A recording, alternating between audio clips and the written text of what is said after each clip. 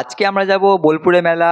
হ্যাঁ guys, so তার জন্য দুপুরবেলায় রেডি হয়ে তিন বন্ধু বেরিয়ে পড়লাম স্টেশন যাওয়ার জন্য। তারপর ট্রেন ধরে চলে এলাম প্রান্তিক স্টেশন। তারপর প্রান্তিক থেকে হাঁটতে হাঁটতে আমরা পৌঁছে গেলাম মেলা। আর বোলপুরের আমার এক বন্ধুর কাছ থেকে জানতে পারলাম যে আগে যেরকম মেলা হতো তার থেকেও নাকি অনেক বড় মেলা হয়েছে এই বছর। তারপর আমরা মেলা ঘুরতে শুরু করলাম। যদিও আমরা কিছু কিনবো না, তাও সব দোকানগুলোতে যেয়ে আমরা সব জিনিসের দাম জিজ্ঞেস করছি। অনেক ঘোরাঘুরি করার পর আমরা ভাবলাম ডমিনোজে কিছু খাবো, কিন্তু দামগুলো দেখে ডমিনোজ হয়তো আমাদের ভাবছে क्या रे भिक मंगिया। আর আমরা মেলা এসেছি আর মথুরার কেক খাবো না, সেটা কখনো হতেই পারে না, যদিও ডমিনোজ থেকে অনেক ভালো। তারপর আমরা ঘুগনি দিয়ে পাপড়ি চাট খেলাম, কিন্তু টেস্ট খুব একটা ভালো নয়। যদিও মেলাতে খাবার খুব একটা ভালো পাওয়া যায় না, তাই মেলার বাইরে খাওয়াটাই বেটার। সঠিক বলেছেন।